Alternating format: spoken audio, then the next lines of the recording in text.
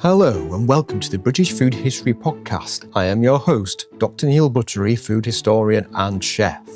My guest today is food historian and friend of the show, Sam Bilton, podcaster and author of several books, including a brand new one called Much Ado About Cooking. Okay, my news at the end, except to say that this is the last episode of Season 9 before the traditional postbag episode.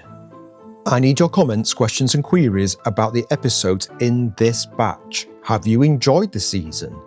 Are there some burning issues that you need to tell me about? I really made an effort this season to push the envelope a bit with some niche topics, but all topics that I hope you found both surprising and interesting. And this season, we've covered things such as bread and bakers, regional foods, Bronze Age foods, that early modern cheese manuscript in Leeds, Derbyshire oatcakes, Irish ale and the effect of the colonising British, Worcester porcelain, housekeepers and butlers, feasting in king and commoner tales, Welsh sheep and cattle, and today's topic, Shakespearean food. And of course there was the episode about black and white pudding that kicked off the 9th season with my very first sponsors, Matthew Cockin and Grant Harper, aka Fruit Pig. So please do remember that Season 9 of the podcast is sponsored by Fruit Pig, Britain's last remaining commercial craft producer of fresh blood black puddings. Also available are their gluten-free black puddings, a decadent hog's pudding and traditional haggis. They also make excellent bacon and sell some excellent British charcuterie. Visit the website fruitpig.co.uk for more details of their products and journey, find your local stockist and access their shop. Please support them if you can. I would be very interested actually to hear from you if you've discovered Fruit Pig via the podcast. But of course, send in any comments regarding any previous episodes or previous blog posts or anything you've found to the British Food History. Send me your material. Email me at neil@britishfoodhistory.com or leave comments, DMs on my socials or on YouTube or the Spotify app. Links are in the show notes. Your deadline is the 11th of November. It's like the old saying. Remember, the 11th of November.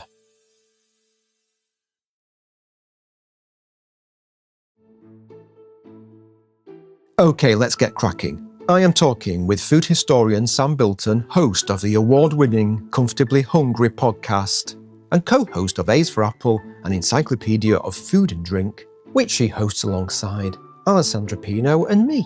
She's written several books such as Fool's Gold, A History of British Saffron, First Catch Your Gingerbread, and The Philosophy of Chocolate, books all discussed in previous episodes of this podcast.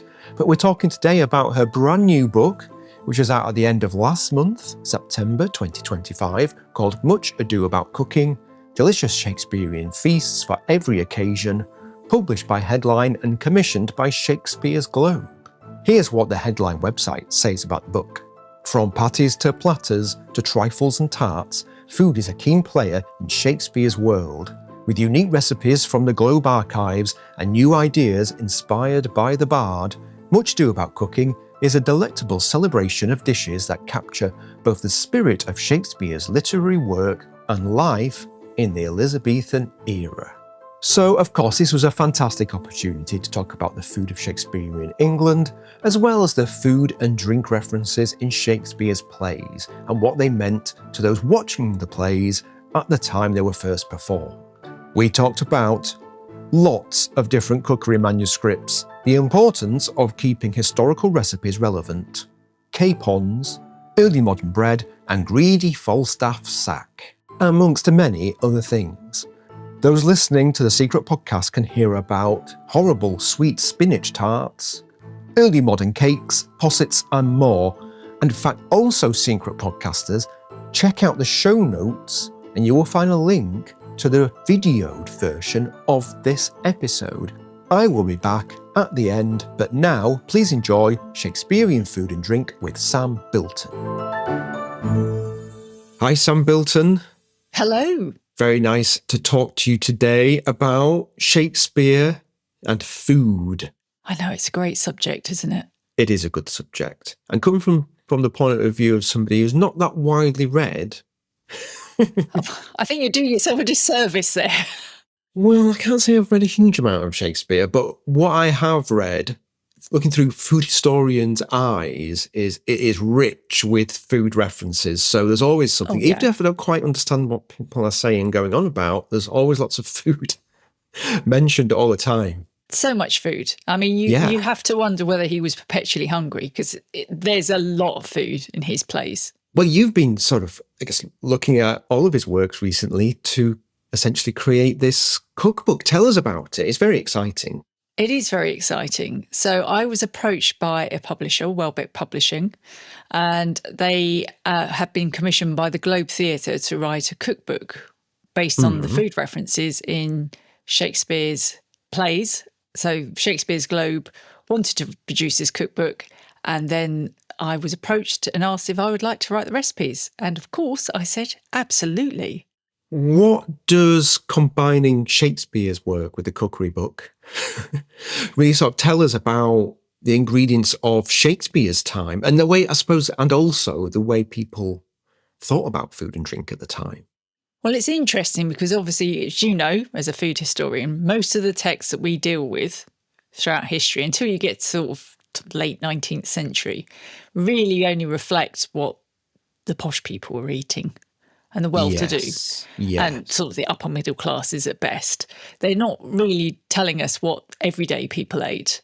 So for Shakespeare's useful because actually in his plays you do get an idea, even if he doesn't come out and say, okay, they ate bread and cheese and pottage, you do get a feeling for what foods were eaten by the populace and how the different foods were viewed and certain ingredients. And obviously that's closely allied with health as well, which is something of course we do think about today, but not in the same way as the early modern people thought about food and the effect it would have on their complexions, as they call them, their makeup of their body that was made up from the four humours: blood, bile, indeed. phlegm, and yellow bile and black bile, blood and phlegm.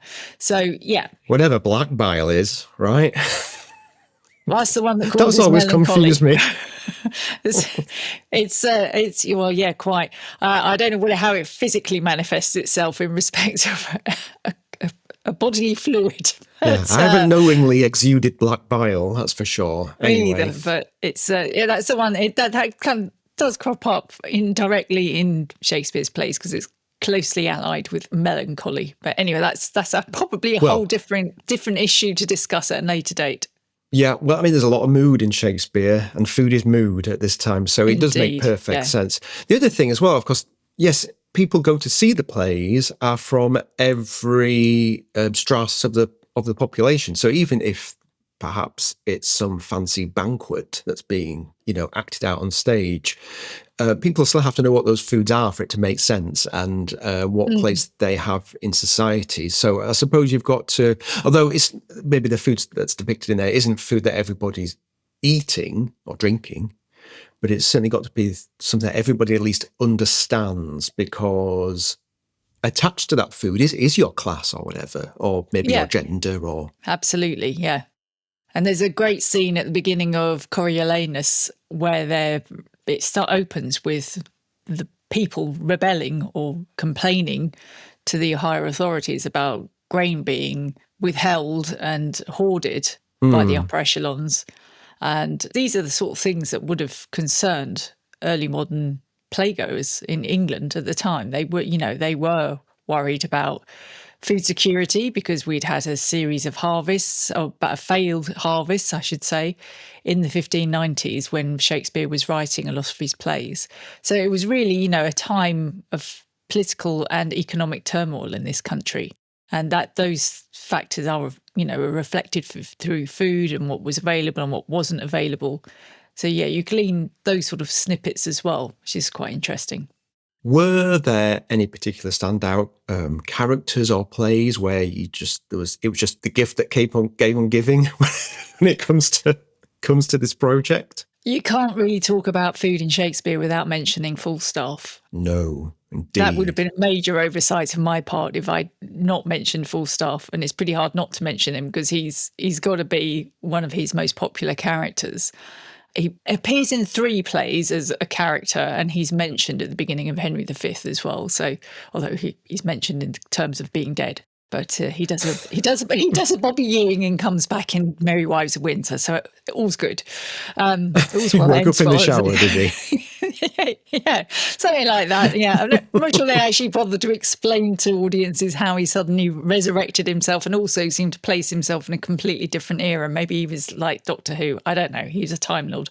Who knows?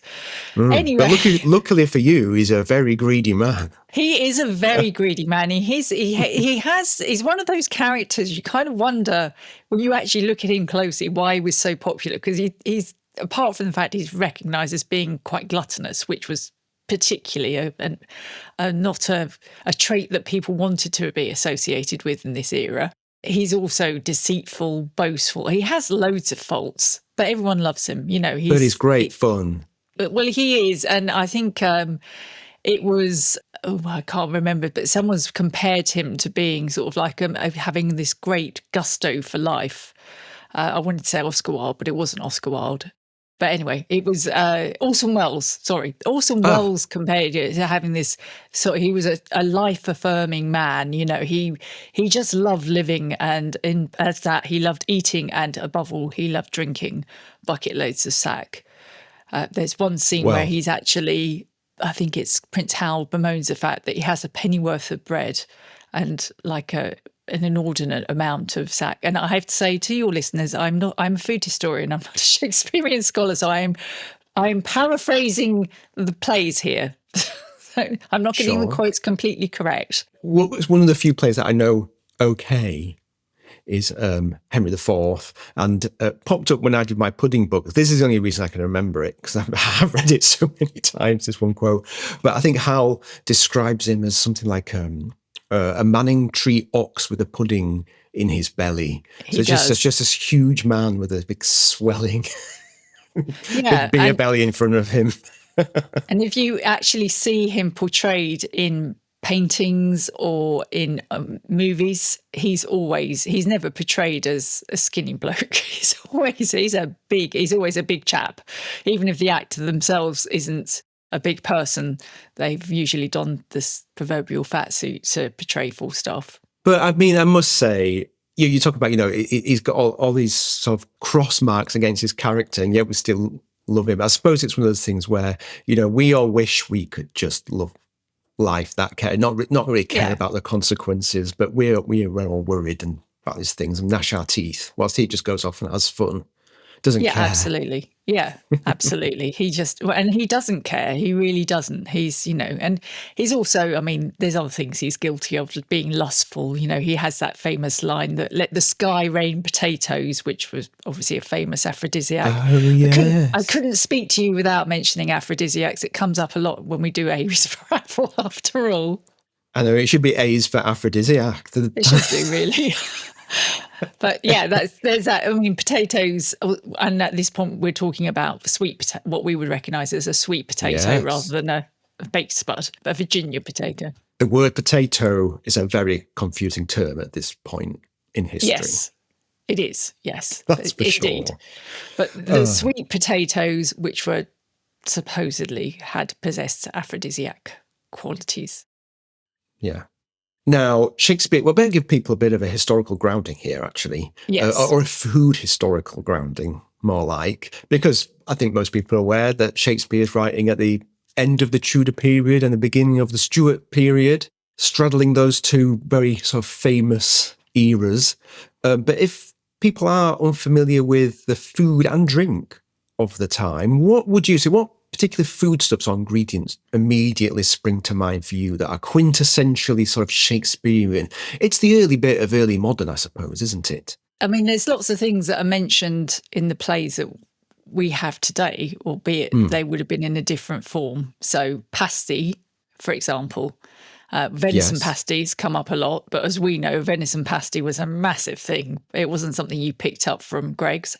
It's not a steak bake, that's for sure. No, exactly. No, it's, they were massive, whole joints of venison baked in pie crust. Well, the first time we ever communicated was over social media. And you were you tagged me into a tweet or something saying, I'm going to make this venison pasty from this whole haunch of venison. Yeah. Any tips at Neil Buttery? I'm thinking, I don't have any tips. I wouldn't do something so ridiculous. But you did it for me, so now I don't ever have to. Yeah, and I would recommend that you do give it a go. It took a very long time to cook, but it was very delicious. It wasn't quite a whole haunch of venison because I'm not sure I have the oven for that, but it was a big joint of venison. And it worked very well. And it was, I'd do it again after I've saved up some money to buy said venison. But yeah, it was good. So we have things like venison. I think one of the things that crops up quite a lot that we don't have now is a capon or capons. Yes, good call. They're illegal. You can't get capons now, which is a castrated male chicken, essentially. It was, and they were castrated, I believe, to improve the flesh or keep them fat and plump and lovely. And anyway, we can't get those anymore. We haven't been able to get those for a number of years in this country. No, it was one of the difficult things cooking Jane Grigson's recipes. There's a couple of capon recipes there, and I sweated over those. But in America, you can still buy caponized. Can you? I didn't know that. So anybody listening in America, pop on down to your butcher and order yourself a capon. So I have managed to eat one. In that case, if you want to try, there are recipes for whole chickens in the book. If you want to try them with a capon in America, then I'm sure you just adjust the cooking time accordingly and it'll taste just as lovely. Yeah, they are massive. They're kind of like big squidgy turkeys or something. They're very nice if you can get hold of them. The one ingredient that I think of as this period is rose water.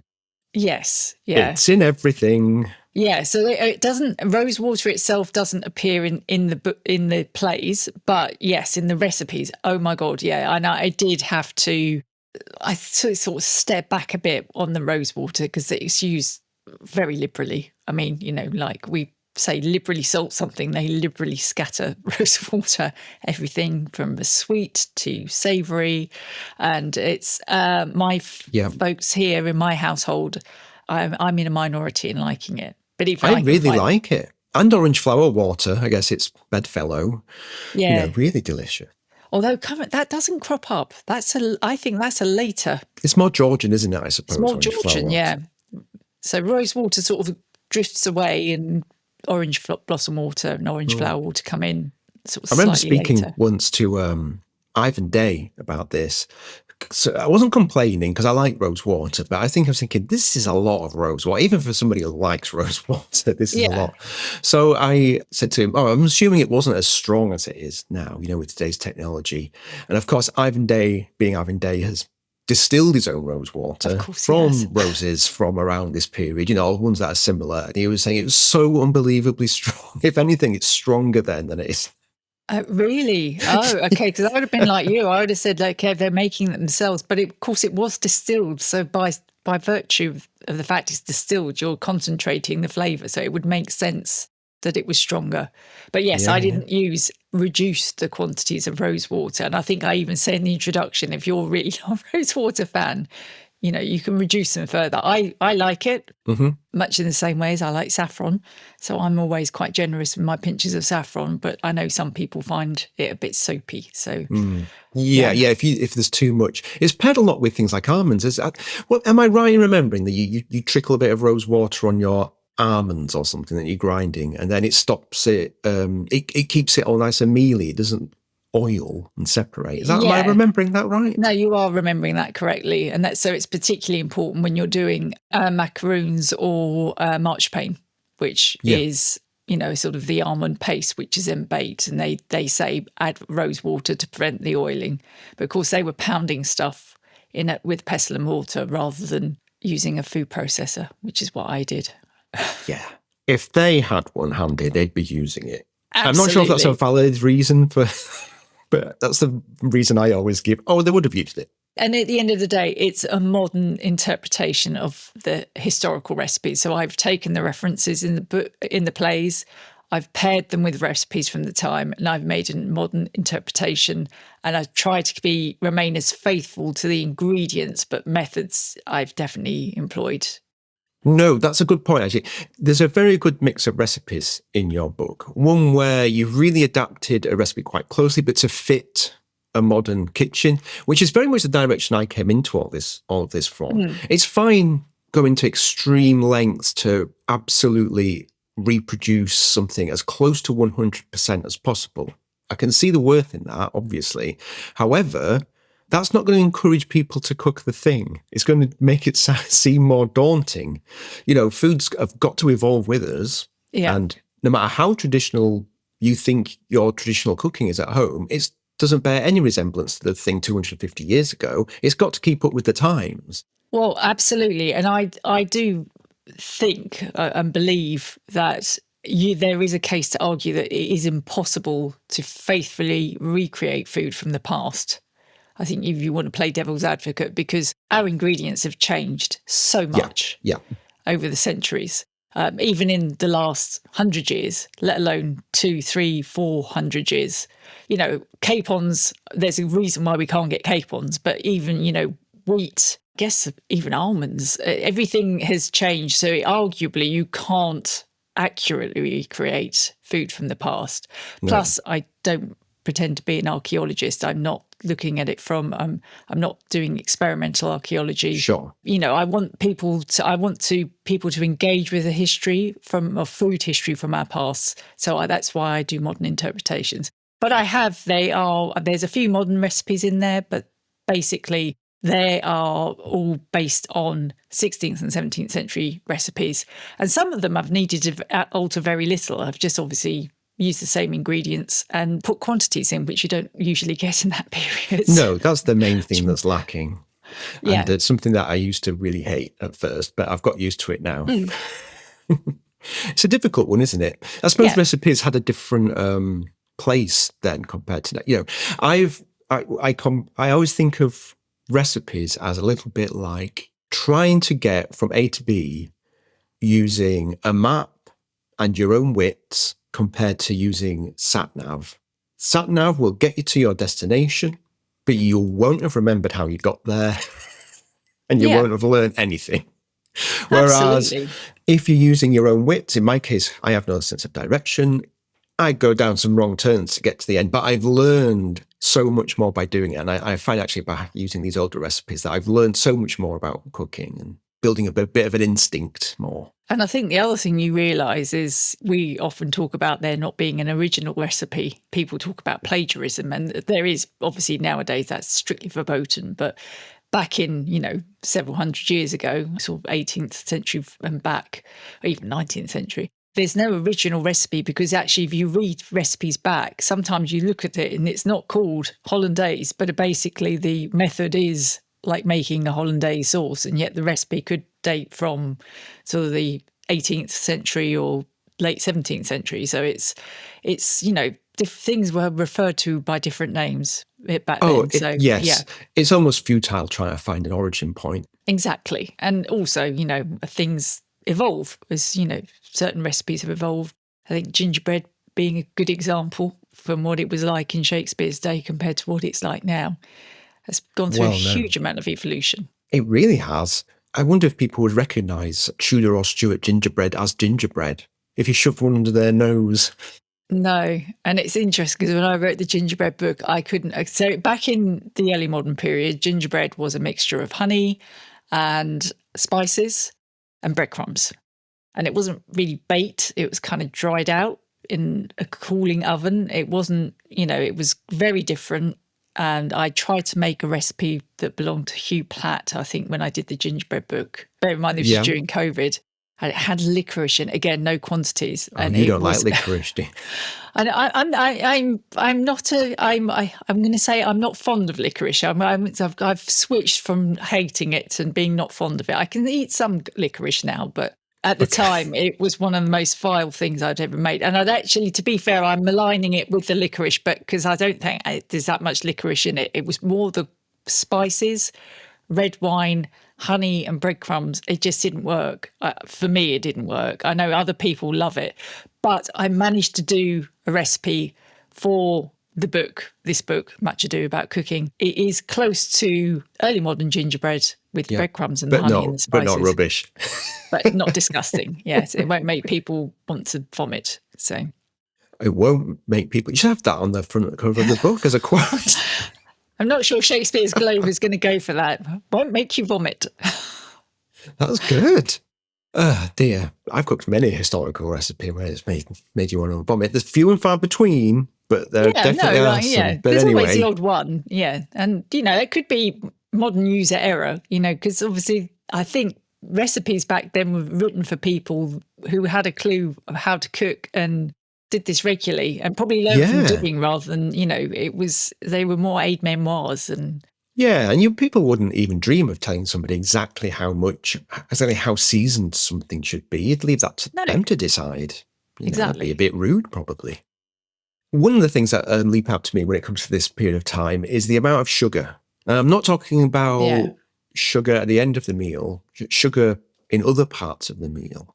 Looking through your book, the one thing that really stood out to me, or one of the things that stood out to me, was fish served with things like sugar and crystallized ginger, or with dried fruits and things like that. Because I've made things like that in the past too, thinking, this is going to be one of those throw it in the bin moments, and it was a revelation. Well, I think the thing with sugar and sugary foods like dried fruits is they were used in moderation. They were still very expensive. I mean, sugar was basically, unless you were incredibly rich, was still used more like a spice in the sort of late Elizabethan, early Jacobean period. So it wasn't, people look at recipes and go, oh my God, that's got sugar in it. I mean, sometimes you need the sugar. So there's a recipe for it isn't capon, I've used chicken with lemons and Seville orange, or lemons or Seville oranges can be used. But if you've tried, you wouldn't want to eat a Seville orange, would you? There's a reason why we turn them into marmalade, because they're really sour. So you need the sugar. If you don't put the sugar or the dried fruit, I think it's also got dates in it as well, it would be inedible. So the reason they're included is to usually balance out the sort of sour flavours that you get from the Seville oranges, which were used widely at the time. Again, if you had the money. Juice. Or juice, yeah.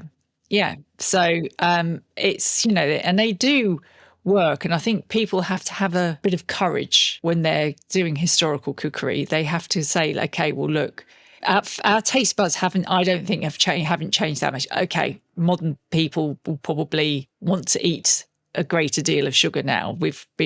Our palates are just like that because that's the way we've developed and grown up over the last sort of we're all calibrated wrong now. Still, even back in the early modern period, whilst they may not have had as sweet a tooth as we have now, they would certainly they would have been able to taste bitter, sour, and want something to balance that out. So that's why those recipes that use dried fruit, that's why it's there. It's about balancing. And actually the flavours are really good. I love this period. There's some cracking flavours out there from this period. Now, you start the book with a nice big chapter on bread, meals. Well, certainly used to anyway, start with bread. So I guess it's an obvious place to start with the book. I'm not sure what vision people have of bread in this period, going in their minds. But I was wondering if you could maybe tell people what type the main sort of 2 or 3 types of bread were, because they are broadly familiar, I would say. Yeah, so everyone ate bread. It didn't matter whether you were rich or poor. I mean, if you were really, really poor, I guess you wouldn't have eaten bread, but everyone would have eaten a bread of some description, or aspired to eat bread of some description. Yeah. At the top end, you have your finest white bread, which is usually called a manchet. Mm-hmm. But it's quite a soft bread. I think I actually adapted a recipe from Elizabeth David's English Bread and Yeast Cookery. I'm aware she wasn't alive in Shakespeare's day, but she did a lot of historical research. No, that book's great for that kind of thing. It is. And that's got sort of milk in it as well. So it's quite a soft dough. And obviously our flour, as I've just said, it wouldn't have been as refined then as it is now, but it's used white flour, and it's beautiful, fluffy white rolls is what you get at the end of it. Yeah, quite small, aren't they? It's one of those, they are quite small. If you ate one on your own, it's quite big. But if you were sharing it amongst a family of 4, you're not getting a lot. So they're small loaves. Yeah, I think we have to have a liberal interpretation of how many people they're going to serve in this day and age. Then you have your cheap bread, which Yes. is sort of a crossbreed, I suppose, between white and brown. It's not white, very white, but it's not the brownest of the brown. And that was more of your everyday sort of bread, sort of your rustic bread. And there's the other thing is they would have used, obviously back then, it would have been ale balm or a sourdough starter to get the yeast going. They wouldn't have had commercial yeasts, obviously, although I have used commercial yeast in the book. Because I didn't have the pages for sourdough, unfortunately. I would love to have got waxed lyrical about making your own starter and everything, but I didn't have enough pages available. And then sort of at the bottom end of the scale, you have your sort of really rustic breads. And I've put one in. And I've said, this is the only recipe that I'm going to go. I've tried to stick as faithfully as I could to, I think it's Gervais Markham's recipe for maslin bread. And it is dense. And I do say this in the book, there's no surprises here. If anyone's bought the book or going to buy the book, there's no surprises. I'm quite clear. I state quite clear in the introduction, this is a dense bread. This is here for illustrative purposes. It actually tastes really nice, but yeah, you could probably build bricks of houses with it. It's quite a heavy bread. It is nice. I've made a maslin loaf before. I can't remember whose recipe I borrowed it from, let's say. I do get these mixed up as well, so let me get this right. Is it half whole wheat and half rye, or is it one of those ones that uses loads of all the sifted out bran? I get them conflated sometimes. I think he has barley, and then he also, in the original recipe, had sprouted barley. So you had barley flour and sprouted barley. So I guess that you would use like in brewing. Yeah, malted. Yeah. So I have to admit, I don't have a malt house. So sounds surprise. Nice, though. So I use malt extract, but I think there was also wheat flour. There was another flour. I think I might have used some kind of bean flour, maybe chickpea was there some peas well. meal or something? Peas meal, yeah. I mean, it's got a lot. His recipe lists quite a lot. I think there's 4 different types of grain that go in. I guess it's a movable proportion depending how successful a year it's been. Is that what he says? Okay. Yeah, he does say, you can adjust the quantities according to what you have available. But it is, it was interesting making it. I actually didn't mind it. I thought it was quite nice. But the family weren't keen. Right. You get the horse bread as well, don't you? Which is just made out of peas and beans and things. Yeah. Which, if it was a really bad year, you might have to steal the peas from your horse's trough and make it into... Indeed. Poor things. And actually, I think it's Markham mentions, he calls them jannocks, but oatmeal bread, which is popular in other parts of the country, although he mentions parts of the country like Cornwall and Lancashire. Lancashire, I suppose, is logical, but it's quite interesting that he mentions jannocks. He says they're very tasty. Jannocks as in bannocks? Jannocks as in bannocks. He calls them jannocks. This is, again, as you know, as a food historian, things get attributed with different names and you read them and you're like, jannock? Oh, bannock. Yes. In fact, I noticed you had a good bannock recipe in there, quite a thick one. I find them quite tricky to pin down. It's a skill set that none of us have anymore. Using things you've really got to tune in there. Was it that tricky recipe? I must say, looking through all the recipes, it's always the simple ones, so-called simple ones, that end up being the most tricky, especially to write down as a recipe when you've got to use a lot of judgment. It's hard to write judgment down in prose. Indeed, it is. So was it a difficult one to pin down? Yeah, it was. I used F. Marion McNeill's recipe for I think it's barley bannocks. I don't barley or oat bannocks, but I've used her recipe. And yes, you're right. It took several goes to get it right because, again, cooking methods have changed even from when McNeill was writing 100 years ago. So it took a while to perfect. But again, they're lovely to make from scratch if you've got the time. They're not that time consuming to make, but it's more the courage, I think. And they're lovely, freshly cooked and buttered, and I don't think I've ever had a bannock. Really? It's one of those things that I need to have and maybe see somebody make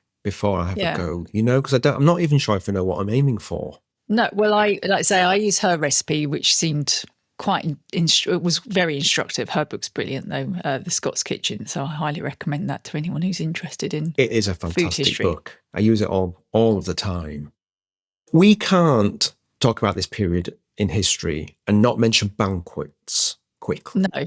Well, this is a confusing thing, isn't it, a banquet? It is a confusing thing. I have to admit, it's something that took a while for the penny to drop looking at food history, because I didn't realise that the meaning had changed so much.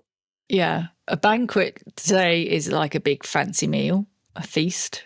But obviously not obviously, but we know that a banquet in the early modern period referred to a specific course at the end of a meal at which your sweet treats were served, because there wasn't the delineation we have now between starters, mains and dessert. You'd have a jelly on the table or a sweet pie at the same time as you were eating your capon or your leg of mutton. So it's this course, the banquet, was where they served the ultra sweet, rich pieces, they're little mouthfuls at the end of the day. It's, the marmalades, the little biscuits like macaroons or that sort of thing. They weren't really marchpane, I suppose, is a better example. Marchpane, yes. Because we were saying before that, people were using sugar as a bit of a spice.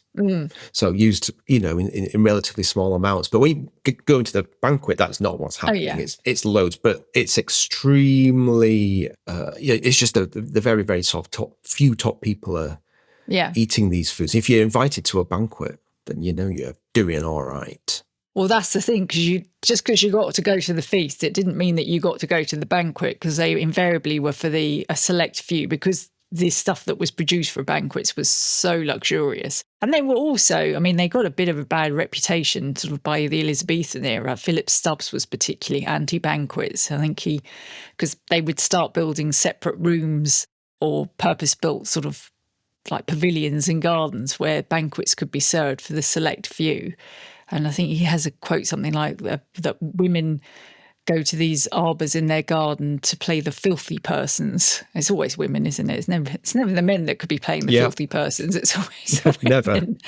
Although it has to be said that distilling and the making of sweet treats was invariably down to the lady of the house. So I guess there is some correlation. I think he was just a misogynist. But anyway, so they were a special sweet course, and they crop up quite a lot in Shakespeare's plays. And it would be interesting to speak to someone who has studied the plays in terms of how these have been presented over the years, because our knowledge or our interpretation of a banquet is so different now. You read a banquet, or it's referenced in his plays. There's a scene in Henry VIII, for example, where Cardinal Wolsey is instructing his servants to set the banquet up for the king in a separate room. And of course, to us, that makes perfect sense, because at that point, he's about to try and seduce Anne Boleyn. Or, he's this part of his seduction of Anne Boleyn. Yes.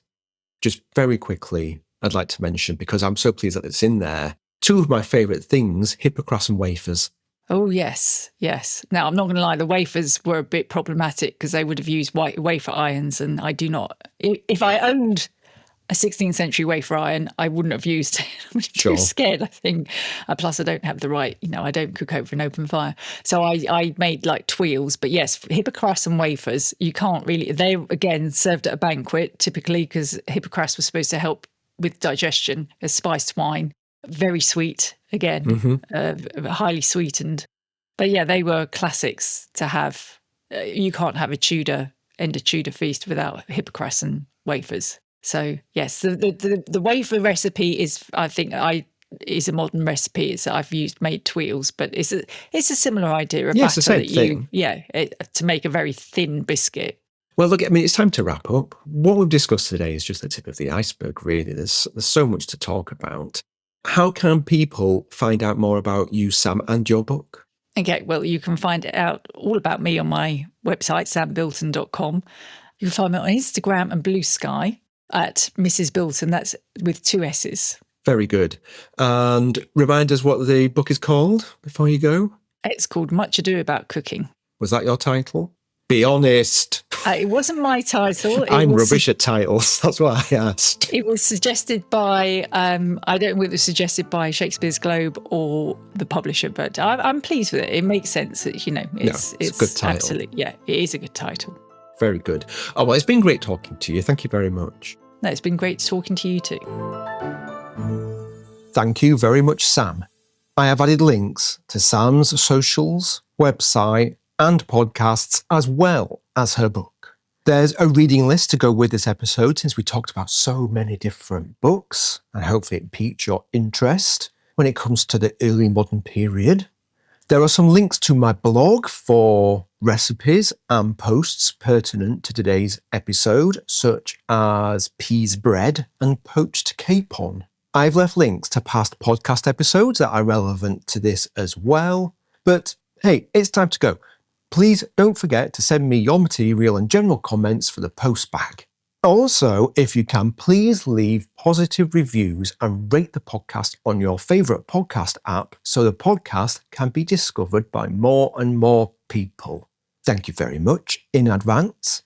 And if you can support the podcast and blog financially, you can donate a one-off coffee or pint, or start up a monthly £3 subscription to receive access to the secret podcast. Go to britishfoodhistory.com and click on the Support the Blog and Podcast tab, where you can find out all about the benefits of becoming a subscriber, which also includes a monthly newsletter and bonus blog posts. The mixing and sound engineering was done by Thomas Dinas of The Delicious Legacy, and there are some interesting left field episodes in his very capacious back catalogue, such as Potatoes in the Andes and The Turnip, What's Not to Like? But off I go. I shall see you soon for the very last episode of Season 9. Cheerio.